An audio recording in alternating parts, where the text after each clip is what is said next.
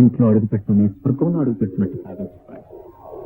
ఇద్దరం చెరువు కుర్చీలో కూర్చుంటే తనువులు వేరవుతాయని ఒకే కుర్చీలో ఒకరి ఒళ్ళో ఒకరి చిలకా గోరింకల్లా కూర్చుని సుఖంగా చూస్తూ తెల్లవారులో మాట్లాడుకునేవాళ్ళు. మా ఇద్దరిది ఒకే అడుగు, మా ఇద్దరికి ఒకే గొడుగు. అడుగులో అడుగు వేసుకుంటూ ఒకే గొడుగు కింద ప్రయాణం చేసేవాళ్ళు. అలాంటి మా ప్రణయ జీవితంలో అనుకోకుండా ఒక దుర్ఘటన జరిగింది. ఆ రోజు ఎందుకో తెలియదు మా ఆఫీస్ సెలవు వచ్చింది. నేను పెందలాడి ఇంటికి వచ్చాను. తొమ్మిది దగ్గర కల్పన కనిపించలేదు.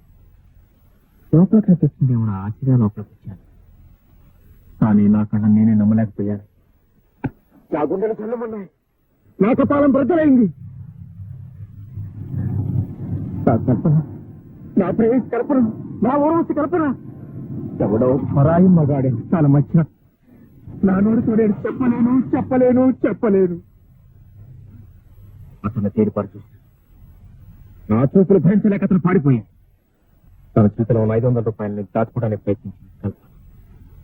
అప్పుడు అర్థం 500 రూపాయల కోసం నా ప్రేయసి కల్పన అమ్ముడిపోయింది కదా అని అప్పుడు అర్థమైంది. వెంటనే కల్పన పీక నులిమి నులిమి చంపేయాలనుకున్నా. ఆ పాపని గుడి కట్టుకు మళ్ళీ జన్మలో నీ మొహం నాకు చూపించదని శాసించి బయటికి పంపించేశాను. అప్పుడు చూసిన కల్పన మళ్ళీ ఇప్పుడు చూస్తున్నా. కేవలం డబ్బు కోసం విచరించే ఒక కోట, ప్రేమన్న పదానికే మచ్చ తెచ్చే ఒక పతిత, డబ్బు కోసం ప్రేమను వలగా పన్నే ఒక రాక్షసి.